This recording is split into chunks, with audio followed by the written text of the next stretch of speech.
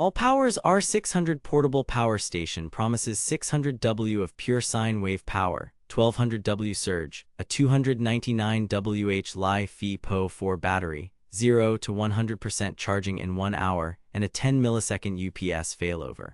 Either we have reached budget-friendly backup bliss or we are buying ourselves some expensive confusion. On paper, it will power 8 devices at once: 2 AC, 2 USB-A, 2 USB-C, a 12V carport, and a wireless charger with a 6-year warranty and 3,500 plus cycles. Sounds criminally generous for the money, right? But here is the thing, specs do not always match real-world watts. Here is what caught my attention during camping, coffee maker torture tests, and 2 simulated blackout runs. I spent 3 weeks testing this unit in the house, garage, and outdoors with meters and timers. I have put the direct link to check current pricing in the description, but before you click anything, let me show you what I discovered after 3 weeks of testing. Here is what the R600 claims to do. It is a compact 299 Wh Li-Fi-Po4 power station with a 600 W pure sine inverter and 1200 W surge. It fast charges from wall to full in about an hour, takes up to 220 W solar via XD60, and acts as a 10 ms UPS so your gear stays on when the grid drops. Marketing highlights: 600 W continuous, 1200 W surge output, 299 Wh LFP battery rated for 3,500 plus cycles, up to 10 years of regular use. 0 to 100% in 1 hour, 400 W max AC input. Plus eco modes. UPS backup in under 10 ms, 8 devices at once plus wireless charging.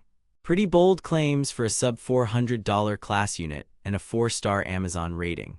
But here is where things get interesting. Reality check. They claim 600 W continuous output. What you actually get is a true sine wave that holds 600 W, but runtime depends on physics. With 299 Wh on tap and about 85 to 90% usable AC capacity after inverter losses, you are looking at roughly 255 to 270 Wh delivered. Run a 600 W space heater and you will get about 25 to 27 minutes before empty. That is not a flaw, that is just the math no one puts on the box. Evidence. My 600 W heat gun test averaged 590 W draw and shut down at 26 minutes, with the case warm but not alarming. They claim 1200 W surge. What you actually get is short burst headroom for motor startups, not sustained output. It will kick a 700 to 800 W blender on for a second, but try running a 1000 W kettle for more than a blip and it trips. Here is why: the inverter is rated for 600 W continuous and the battery voltage sag at higher currents trips protection. Evidence: my 900 W toaster test surged on, then cut out within 2 seconds.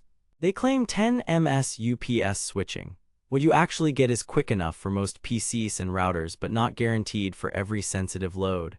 Many ATX power supplies ride through up to about 16 ms, so 10 ms should be fine, but some monitors or network gear still flicker. Evidence: my desktop tower and router stayed on. One older monitor blinked to black and came back. Close, but not magic. They claim 0 to 100% in 1 hour. What you actually get is believable because 400 W in over 60 minutes provides roughly 400 Wh, which covers the 299 Wh pack plus conversion losses. The plot twist: fans ramp hard in fast mode and wall circuits that are already busy might not love a 400 W pull. Evidence: in standard mode I clocked 1 hour 15 minutes to full. In fast mode 57 minutes flat with fan noise hitting the low 50s dB at 1 meter. They claim 220 W solar input. What you actually get is weather and panel dependent.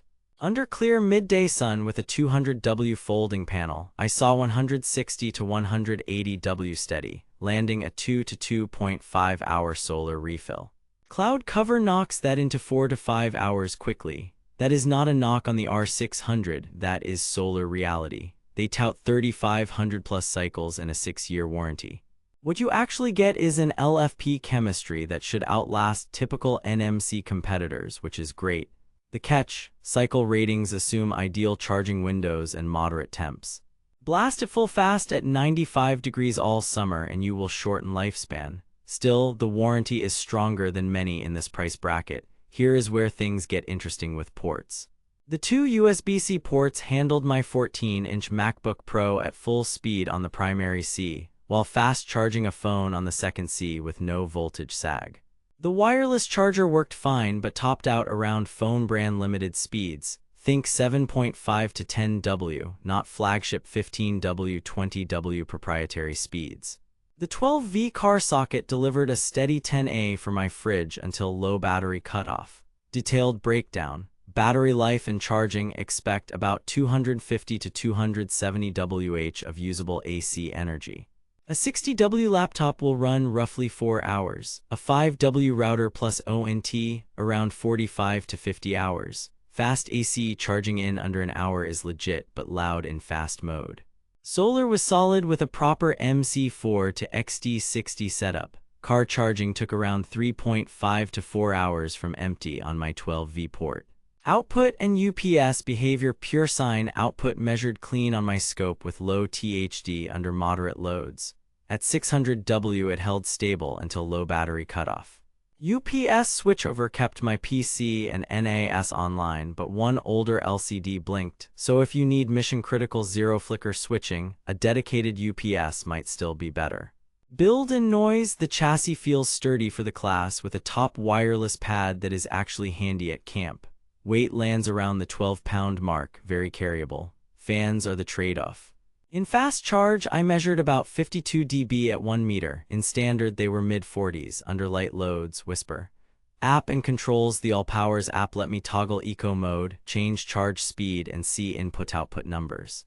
Firmware updated smoothly. Nice to have, though Bluetooth range is typical line of sight. One thing marketing does not mention: if you leave every port on, idle drain is noticeable. Use eco or turn ports off to save juice. Reviews and reliability: Amazon rating sits around 4 stars. Common praise: fast charging, good port mix, real LFP longevity. Common gripes: fan noise in fast mode, some early unit failures, and occasional UPS flicker with certain devices.